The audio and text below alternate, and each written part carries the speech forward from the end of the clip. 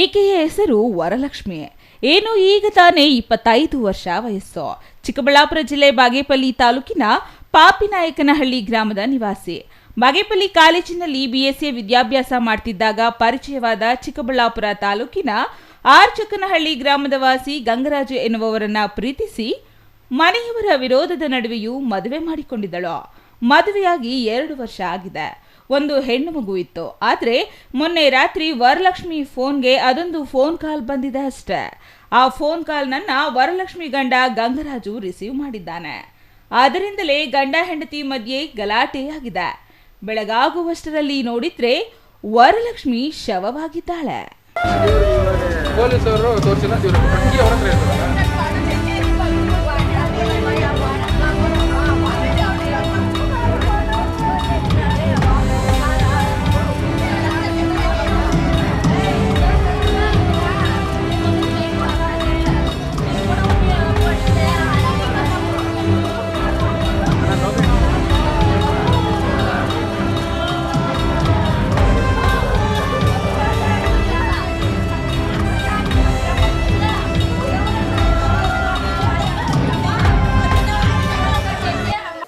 ನಿನ್ನೆ sir night 8 ಗಂಟೆಯಲ್ಲಿ ಅವ್ರ ಅಮ್ಮನ ಫೋನ್ ಮಾಡೈತೆ. ಅಮ್ಮ ನನ್ನ ಕೈಗಳೆಲ್ಲ ನೋವು ಅಂತೇಳಿ ಹತ್ಕೊಂಡು ಫೋನ್ ಮಾಡೈತೆ. ಅಷ್ಟೊತ್ತಿಗೆ ಚೆನ್ನಾಗಿ ಹೊಡೆದ್ಬಿಟ್ಟವ್ರೆ ಅವರು. ಹಿಂದ್ಗಡೆ ಎಲ್ಲ ದದ್ದಿಗಳೆಲ್ಲ ಬಿದ್ದೈತಂತೆ ಸರ್. ಆ ಥರ ಹೊಡೆದ್ಬಿಟ್ಟವ್ರೆ ಅವರು. ಫೋನ್ ಮಾಡಿದರೆ ಅವಳಿಯ ಅವ್ರು ಹೊಡಿತಾರೆ ಅಂತೇಳಿ ಅವ್ರ ಅಮ್ಮನಿಗೆ ಸುಮ್ಮನೆ ಕೈಗಳು ನೋವು ಅಂತೇಳಿ ಹತ್ಕೊಂಡು ಮಾತಾಡಿರೋದಂತ ನಿಜ. ನಮ್ಗೆ ಬೆಳಗ್ಗೆ ಬಟ್ ಅವರು ಸರ್ಕಲ್ಗೆಲ್ಲ ಫೋನ್ ಮಾಡಿ ತಿಳಿಸವ್ರೆ. 1 ಗಂಟೆಯಲ್ಲಿ ನೇಣು ಹಾಕ್ಕೊಂಡು ಮಗು ಸತ್ತೈತೆ ಅವ್ರು ಕೇಳಿಬಿಟ್ಟವ್ರೆ. ಬಟ್ ಅವ್ರ ಇನ್ಫಾರ್ಮೇಷನ್ ಏನು ಕೊಟ್ಟಿಲ್ಲ. ನಮ್ಗೆ ಕೊಟ್ಟಿರೋದು ಆ ಪಕ್ಕದ ಮನೆ ಅವರು ನೋಡಿಬಿಟ್ಟು ನಮ್ಮ ಹುಡುಗ ಪೆರಸಂದ್ರದಾಗಿದ್ದರೆ ನಮ್ಮ ಮೈದನ್ಗೆ ಫೋನ್ ಮಾಡಿ ಅವರು ಫೋನ್ ಮಾಡಿದ್ರೆ 5:15 ಮಗು ಸತ್ತೋಗೈತೆ ಅಂತ.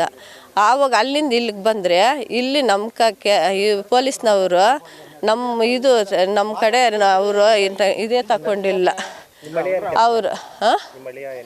ಅವ್ರಿಗೆ ಗೊತ್ತಿಲ್ಲ ಅವ್ರ ಫೇಸೇ ನೋಡಿಲ್ಲ ಇದುವರೆಗೂ. ನಾವು ಹೆಂಗೆ ಇದ್ದಾರೆ ಅಂತ ಹೋಗಿರೋದು ಇಂಟರ್ಕ್ಯಾಸ್ಟ್ ಅಲ್ಲ. ನಾವು ಹೆಂಗಿದ್ದಾರೆ ಅಂತ ಅವ್ರ ಅತ್ತೆ ಮಾವನ ನಾವು ನೋಡಿಲ್ಲ. ಬಟ್ ಅವ್ಳು ಫೋನ್ ಮಾಡೋದು ಗೊತ್ತು. ಅವರ ಅಮ್ಮನ ಮಾತಾಡಿಸ್ತಾ ಇದ್ದಿದ್ದು ನಾನು ನೋಡಿದ್ದೀನಿ. ಅವಳು ಹತ್ಕೊಂಡು ಮಾತಾಡ್ತಾ ಇದ್ಲು ಅವ್ರ ಅಮ್ಮನ್ನ. ಅಸಲಿಗೆ ವರಲಕ್ಷ್ಮಿ ದೊಡ್ಡಬಳ್ಳಾಪುರದ ಬಳಿ ಇರುವ ಫಾಕ್ಸ್ಕಾನ್ ಕಂಪನಿಗೆ ಕೆಲಸಕ್ಕೆ ಹೋಗುತ್ತಿದ್ದಳು. ಆಗ ಶ್ರಾವಣಿ ಅನ್ನೋ ಸಹೋದ್ಯೋಗಿಯೊಬ್ಬಳು ವರಲಕ್ಷ್ಮಿ ಫೋನ್ನಿಂದ ತನ್ನ ಪ್ರಿಯಕರನಿಗೆ ಕರೆ ಮಾಡುತ್ತಿದ್ದಳು.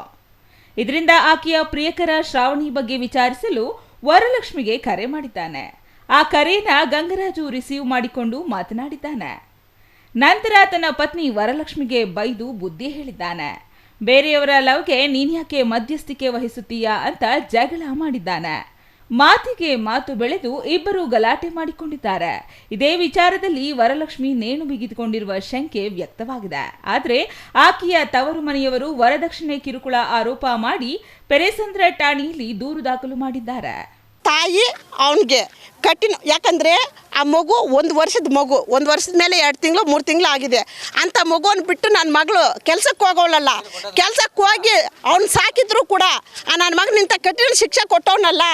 ಅವನಿಗೆ ನನ್ನ ಮಗಳು ಹೆಂಗೆ ಸತ್ತವಳು ಅಮ್ಮ ಅಮ್ಮ ಅಂತ ಗೋಳಾಡಿ ಅವನು ಅವ್ರ ಅಪ್ಪನು ಅವ್ರಿಗೆ ಯಾರ್ಯಾರು ಟಾರ್ಚರ್ ಕೊಟ್ಟವರು ಅವರೆಲ್ಲ ಹಿಂಗೆ ಸಾಯಬೇಕು. ಅದಕ್ಕೆ ಅವ್ರಿಗೆ ಕಠಿಣವಾದ ಶಿಕ್ಷೆ ಕೊಡಬೇಕು. ಇಲ್ಲಾಂದರೆ ಈ ಗೋರ್ಮೆಂಟ್ ಹಾಸ್ಪಿಟ್ಲು ಪೇರಸಂದ್ರ ಪೊಲೀಸ್ ಸ್ಟೇಷನ್ ಅವ್ರ ಮೇಲೆ ಆಕ್ಷನ್ ತಗೋಬೇಕು ಗೌರ್ಮೆಂಟು. ನಮ್ಗಿಷ್ಟೇ ಬೇಕಾಗಿರೋದು.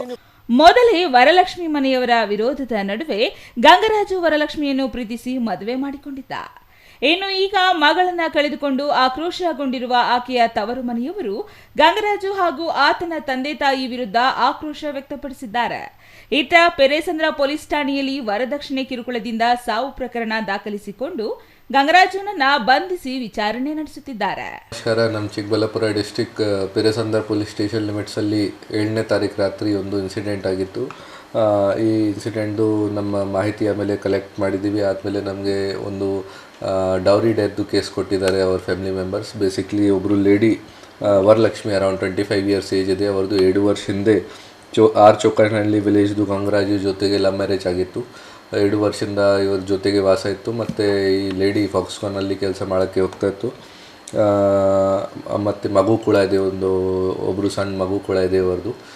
ಬಟ್ ಮೊನ್ನೆ ಸುಮಾರು ದಿನದಿಂದ ಏನಾದರೂ ಗಲಾಟ ನಡ್ತಾ ಇದೆ, ಫ್ಯಾಮಿಲಿ ಮೆಂಬರ್ಸ್ ಈ ಥರ ಹೇಳಿದ್ದಾರೆ, ವರದಕ್ಷಿಣೆ ಕಿರುಕುಳ ಮಾಡ್ತಾ ಇದ್ದಾರೆ ಅವ್ರ ಫ್ಯಾಮಿಲಿ ಮೆಂಬರ್ಸ್, ಈ ಥರ ಅವರು ಕಂಪ್ಲೇಂಟ್ ಕೊಟ್ಟಿದ್ದಾರೆ. ಈ ವಿಚಾರ ಬಗ್ಗೆ ಸಿನ್ಸ್ ಲೆಸ್ ದೆನ್ 7 years ಆಗಿತ್ತು ಮ್ಯಾರೇಜ್ಗೆ. ಈ ಕಾರಣ ಬಗ್ಗೆ ನಾವು ವರದಕ್ಷಿಣೆ ಕಿರುಕುಳ ಕಾರಣದ ಬಗ್ಗೆ ಆ ಲೇಡಿದು ಡೆತ್ ಆಯಿತು. ಈ ಕಾರಣ ಬಗ್ಗೆ ನಾವು ಒಂದು ಡೌರಿ ಡೆತ್ದು ಪ್ಲಸ್ DP ಆ್ಯಕ್ಟ್ದು ಕೇಸ್ ರಿಜಿಸ್ಟರ್ ಮಾಡಿದ್ದೀವಿ. ಕೇಸಲ್ಲಿ ಅವ್ರ ಹಸ್ಬೆಂಡ್ ಗಂಗರಾಜು ಮತ್ತು ಅವರ ಫಾದರ್ ಎಲ್ಲ ಮದರ್ ಎಲ್ಲ ಗಂಗಪ್ಪ ಮತ್ತು ನರಸಮ್ಮ, ಈ 3 ಜನ ಮೇಲೆ ಈ ಕೇಸ್ ರಿಜಿಸ್ಟರ್ ಆಗಿದೆ. ಮುಂದೆ ನಾವು ಇನ್ವೆಸ್ಟಿಗೇಷನ್ ಮಾಡ್ತಾ ಇದ್ದೀವಿ. Thoudanahalli Ramesh, CTV news, Chikkaballapur.